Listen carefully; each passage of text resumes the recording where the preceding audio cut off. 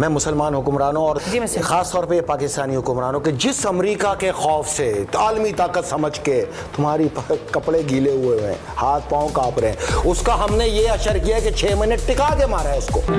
कब हो गया ये?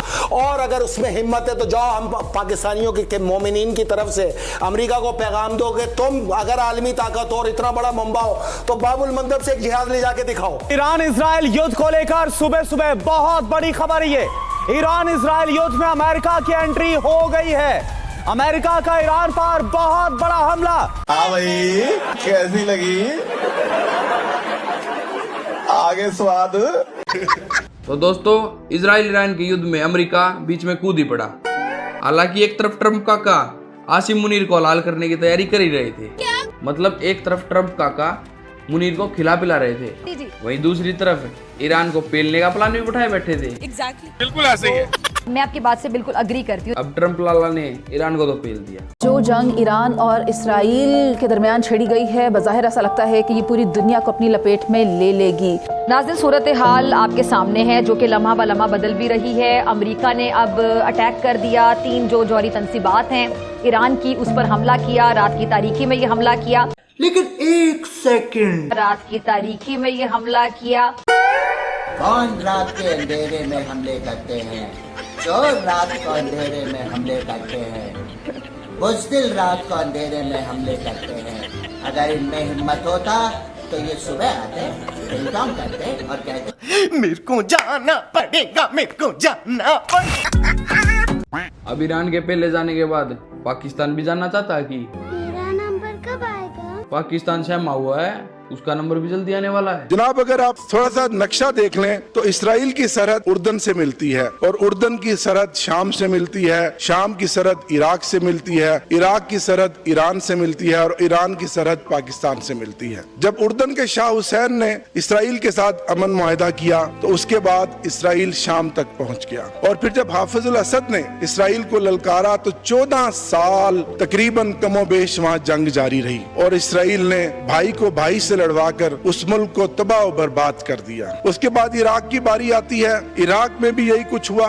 इराक में ईरान के साथ पहले लड़ाई करवाई और 8 साल वो लड़ाई जारी रही और इराक को भी कमजोर कर दिया गया और आज इराक भी बेबसी की तस्वीर बना हुआ है। उसके बाद जनाब स्पीकर, ईरान की बारी आ गई और अब ईरान के बाद मैं नहीं समझता, मेरे मुंह में खाक के कहीं पाकिस्तान की बारी आए। क्यों हमारे इतने बुरे हालात? पता नहीं। और इस पे इजराइल का कहना है आएगा बाबा नंबर।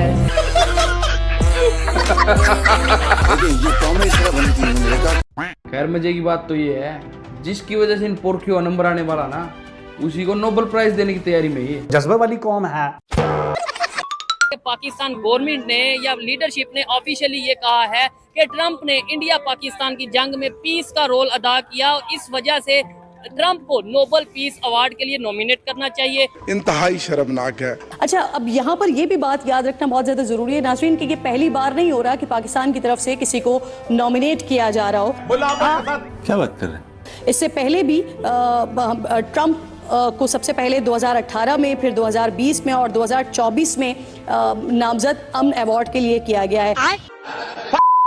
तोबा। पाकिस्तान ने नॉमिनेट किया फॉर ग्लोबल पीस अवार्ड, कैसा देखती हैं? मैं तो बिल्कुल शॉक थी और मैंने तो आपके प्रोग्राम में कहा था कि उसमें अगर पाकिस्तान और पाकिस्तानी अवाम का जिक्र है तो सायरा बानो को निकाल दें, को खुदा का खौफ कर लें। कैसे वो हो सकता है? ये कह रही है कैसे हो सकता है, उधर मुनीर कह रहा है ये तो होगा 110%। वहीं इस नोबेल प्राइज के ऊपर ट्रंप की जियोपॉलिटिक्स क्या कहती है, ये देखते हैं। Will you get Nobel Prize for geopolitics? Great question. I have a great insight into geopolitics. Geopolitics मैं समझिया कि एक कट्टा है, उसमें बनो तो दूजा खुल जाता है। सच पूछो, जब से मैं सदर बना मैं कट्टे खोलन ते बनन ते लग्या। दसो, कट्टे खोलन ते बंद करन ते भी कदी नोबेल इनाम मिलता है? नहीं मिलता ना। नहीं। एग्जैक्टली। खैर, ये ट्रंप को नोबेल प्राइज दे या ना दे, उससे हमें क्या। सही बात है। खैर, ये हाल जो पाकिस्तान के चल रहे हैं ना, इस पे पाकिस्तानियों का एक वीडियो सामने आया है। कायदे आजम साहब ਉਹਦਾ ਮੁਲਕ ਆਜ਼ਾਦ ਕਰਾ ਕੇ ਦੇ ਕੇ ਗਏ ਹੋ। ਇੰਡੀਆ ਸਾਡੇ ਨਾਲ ਲੜੀ ਜਾਂਦਾ ਤੇ ਮੁਲਕ ਆਜ਼ਾਦ ਕਰਾ ਕੇ ਦਿੱਤਾ ਜੀ ਜਾਂ ਰੋਲੇ ਵਾਲੀ ਜ਼ਮੀਨ ਲੈਤੀ।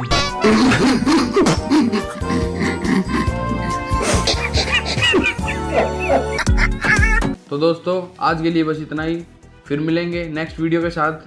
तब तक के लिए जय हिंद जय भारत।